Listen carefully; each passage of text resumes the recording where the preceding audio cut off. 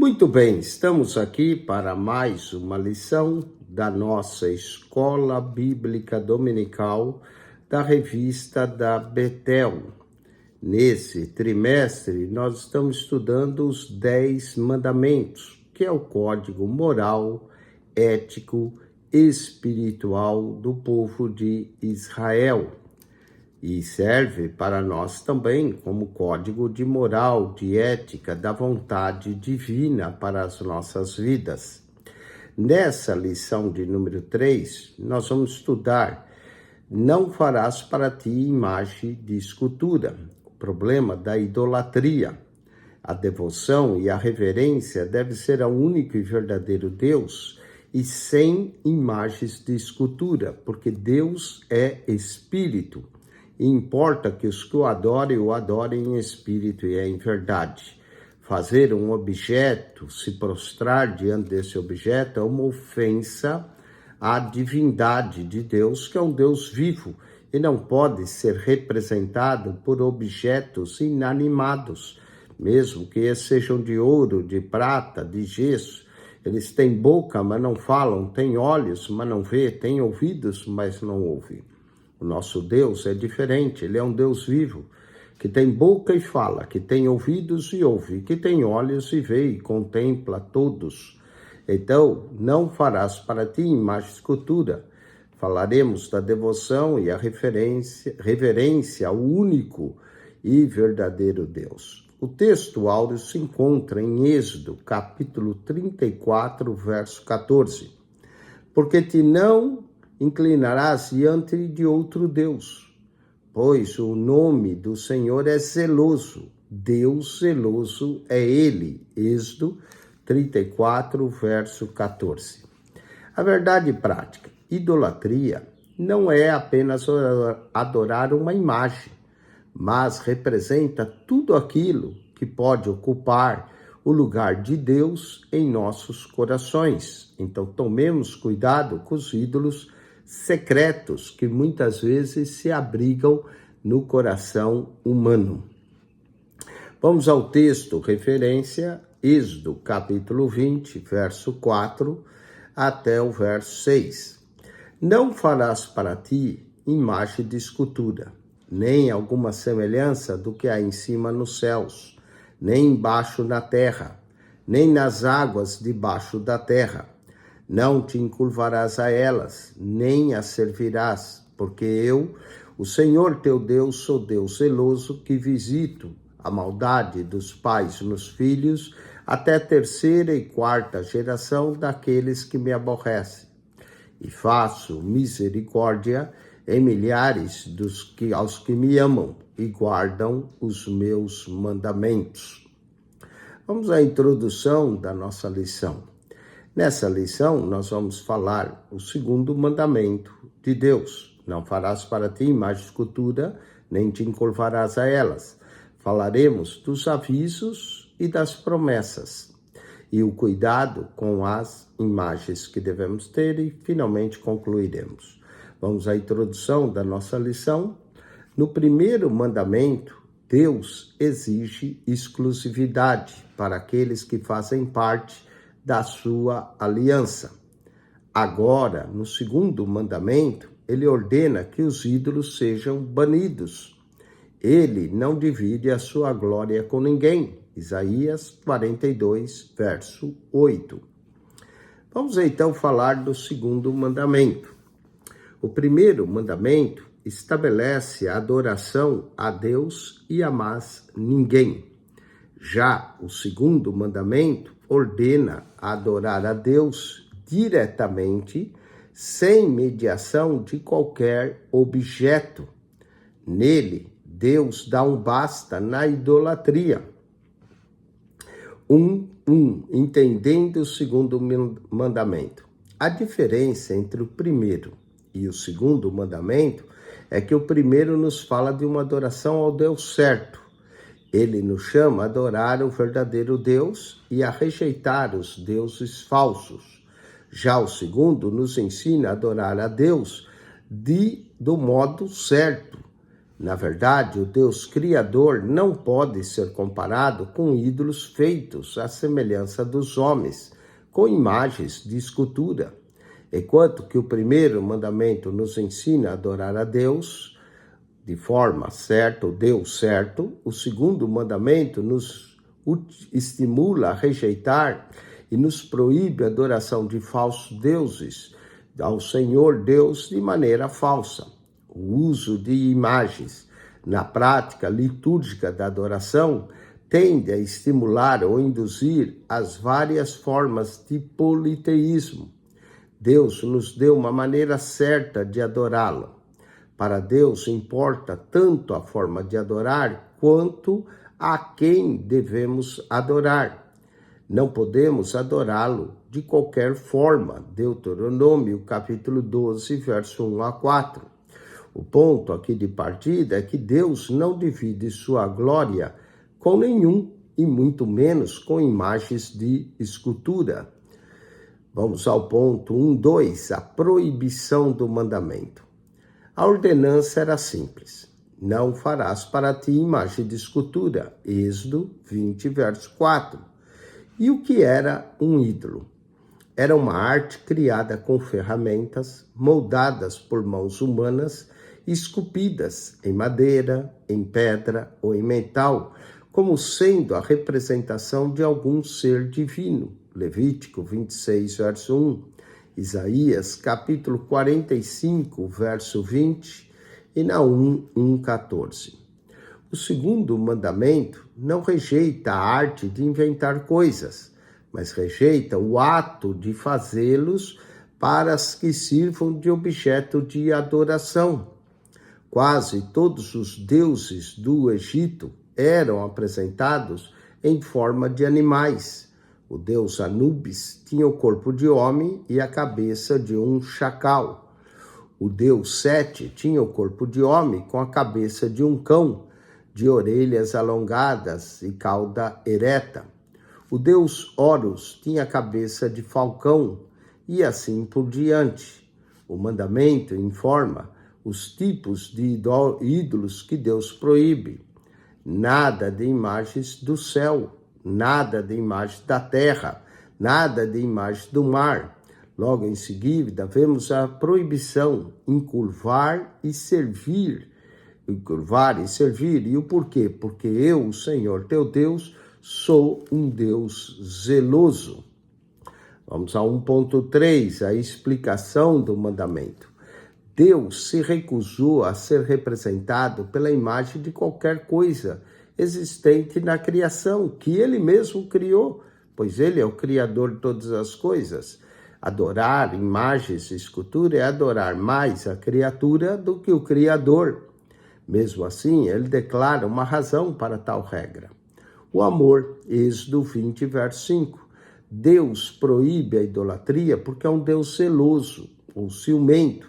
Quando retratamos o zelo divino, não o comparamos com um sentimento doentio ou invejoso como os homens sentem em ciúmes. Aqui, ciúmes significa zelo, o desejo de obter algo que não lhe pertence. Falamos de um zelo santo que protege sua possessão.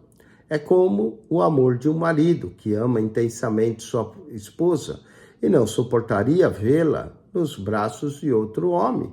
Êxodo 34:14.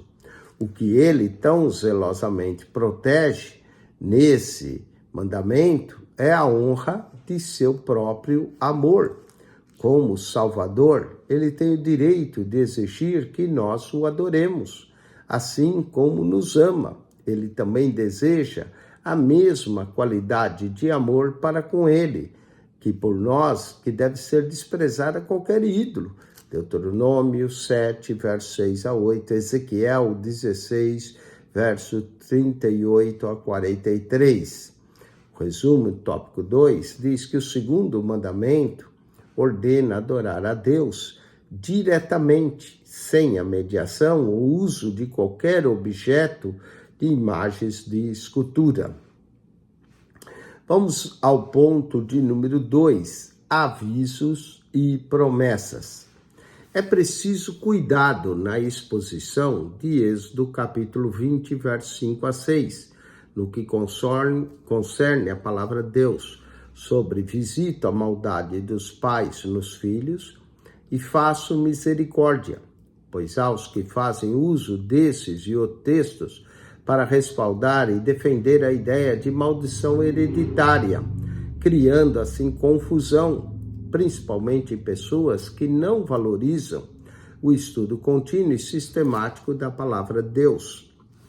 Falemos da iniquidade dos pais nos filhos. Conforme o dicionário hebraico de Strong, maldade, em Êxodo 20, verso 5, é uma das principais expressões do Antigo Testamento para indicar pecado. Essa expressão aponta para a ideia de desvio ou de depravação intencional. Ou seja, o Senhor Deus está falando sobre aqueles que conhecem sua vontade, que estava sendo revelada, mas se recusam a viver de acordo com ela. Tais pessoas serão alcançadas pelo juízo de Deus, assim como as próximas gerações, caso compartilhem dos pecados seus antepassados. Notar o final do verso, que me aborrece. Tanto o texto está enfatizando a durabilidade do juízo divino, enquanto permanecer as práticas abomináveis, as transgressões da lei. Evidentemente que há decisões, comportamentos e modo de vida dos pais que podem sim resultar em consequências na vida dos filhos, mas não significa que esses filhos estão debaixo de maldição. Ezequiel, capítulo 18, Deus não condena o filho por causa do erro do pai, e nem o pai por causa do erro do filho. Cada um dará conta de si a Deus. Deuteronômio 24, verso 16, 2 Reis 14, verso 6. Também há bênção para os que guardam os mandamentos. Assim como o juízo divino viria sobre os que recusam a viver segundo a vontade de Deus, revelada também, o Senhor Deus promete agir com bondade e misericórdia para os que o amam e obedecem. Êxodo 20, verso 6. Essas expressões, amar e obedecer, nos remete às palavras de nosso Senhor Jesus Cristo, que proferiu pouco antes da crucificação aos seus discípulos. Ou seja, aquele que verdadeiro o ama é o que aceita e tem os seus mandamentos e os guarda e obedece. João capítulo 14, verso 21. O apóstolo João escreveu que esse é o amor, que andemos em obediência aos seus mandamentos, segundo João capítulo 6. Interessante notarmos a extensão ilimitada do amor de Deus, expressa no termo em milhares, por milhares de geração, na nova tradução na linguagem de hoje, em contraste com a durabilidade do juízo que expressa no verso até terceira e quarta geração, terceira e quarta contra milhares de gerações. Deus quer ser ouvido e não visto. Vivemos um tempo em que as pessoas, para serem levadas a acreditar em Deus, necessitam de um veículo de fé. Deus não se revelou no Sinai de maneira visível, mas sim de maneira audível. Deuteronômio, capítulo 4, versos 15 a 16. Estudiosos acreditam que a imagem pode ser uma distração em termos de adoração e que precisamos ter mais cuidado em ouvirmos mais as palavras de Deus do que tentar ver Deus. O ponto central do pensamento pagão era fazer ídolos para controlar os deuses. Esse pensamento não difere muito de nosso tempo, porque a nossa espiritualidade contemporânea age do mesmo jeito. As pessoas não se comprometem com Deus e com a sua palavra. Elas querem uma forma fácil de servir, querem um Deus mais amigável, um Deus que pode ser adaptável às suas necessidades e aos seus propósitos, um Deus que atende aos pedidos quando é solicitado, como um servo, na verdade, em vez de um senhor. Deuteronômio 6, verso 5, Mateus 22, verso 37. Em resumo, a misericórdia de Deus dura para sempre, mas não devemos confundir o nosso Deus com imagens de escultura. Vamos ao terceiro ponto da nossa revista, o cuidado com as imagens. Deus proibiu imagens de todo tipo. Isso é uma ordem. Ele não criou esse mandamento apenas por exclusividade, mas com a finalidade de cuidar daqueles que são seus. 3.1. Fugindo da idolatria. A forma primitiva certamente dizia: você não fará uma imagem esculpida. Todos os povos têm tendência a isso, mas Deus não pode ser fixado, localizado, limitado por uma representação. A imagem tem o objetivo de conduzir ao que ela representa, mas também tem o perigo de substituir a meta divina pelo próprio objeto, antes do encontro com Deus alcançado. 1 Coríntios 10, versos 14, 19 a 21, nos revela que por trás dos ídolos existem demônios. O ser humano, rapidamente satisfeito com aquilo que é visível e palpável, corre o risco de não ir além das aparências do visível, do físico, que pode ser verificado pelos sentidos da visão. A imagem tem o poder de captura quase mágico da pessoa, por isso pode facilmente tornar-se um ídolo.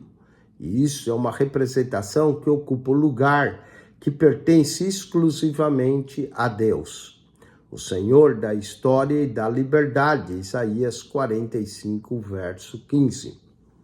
Falamos ainda da idolatria da mente. Nem todas as imagens falsas de Deus estão apenas nos templos. Elas também existem nas mentes e corações de homens incrédulos.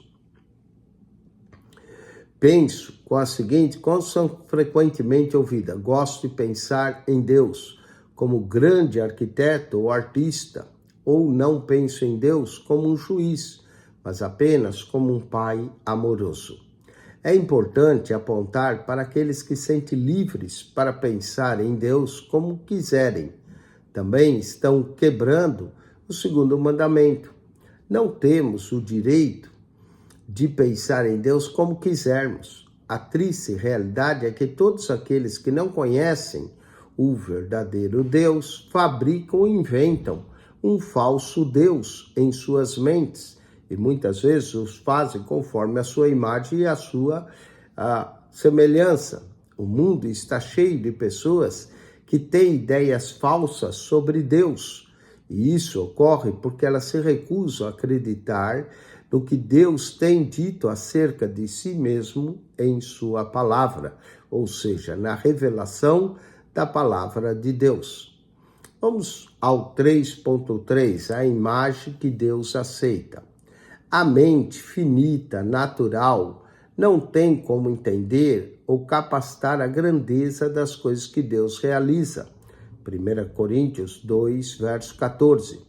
Quando Deus criou todas as coisas, fez homens e mulheres à sua imagem e à sua semelhança. Aqui está o porquê Deus rejeita imagens. Ele já tem sua imagem em nós e somos nós. Nós não temos permissão para fazer imagens que representam a Deus. Afinal, o próprio Deus já nos criou à sua imagem e semelhança. Nossa presença na terra já é um testemunho do poder e da glória do Criador. O pecado prejudica, mas a perfeita obra redentora de Jesus Cristo restaura. Romanos capítulo 8, verso 29, 1 Coríntios 15, 49. Portanto, Deus proíbe todo tipo de objeto, de animais, de imagens, até mesmo de homens, com o objetivo de adoração. Conclusão. Existem princípios que jamais devem ser esquecidos ou quebrados, que eles podem determinar tanto bênção quanto maldição em nossas vidas. Assim é o segundo mandamento: não farás para ti imagem de escultura, não te prostrará a elas. Devemos adorar a Deus em espírito e em verdade, sem envolvimento de imagens de escultura.